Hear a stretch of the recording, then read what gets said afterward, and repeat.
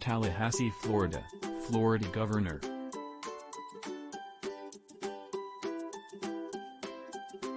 Ron DeSantis on Monday said the state is continuing to prepare ahead of Hurricane Ian, including sending hundreds of medical personnel, mobile generators and water pumps to the Tampa area where the storm is expected to make landfall. The storm, which could turn into a powerful Category 4 hurricane before it hits Florida's Gulf Coast, could be 500 miles wide, making it potentially larger than Hurricane Irma, the 2017 storm that was 400 miles wide and battered much of the state.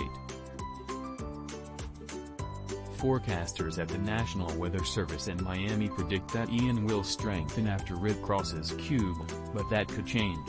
At that point, I think we're going to have a pretty good sense of what's going on, but this has really developed into a really big storm, DeSantis told reporters at. Just the impacts are going to be far and wide. Ian is expected to make landfall near Levy County, which is north of Tampa Bay, and is expected to bring rain, flooding and dangerous storm surges.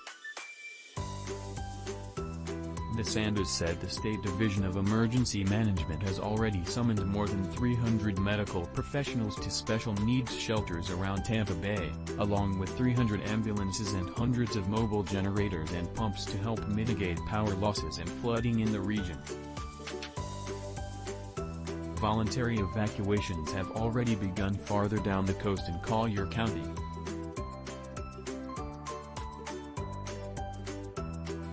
DeSantis said localities will declare more evacuations throughout the day.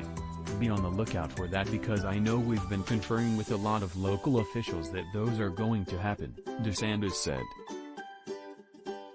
DeSantis declared a state of emergency well ahead of Ian's landfall last week.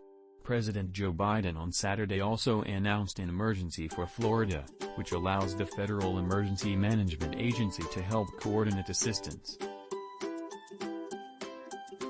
The Republican governor so far has deployed 5,000 members of the Florida National Guard to assist with storm preparations.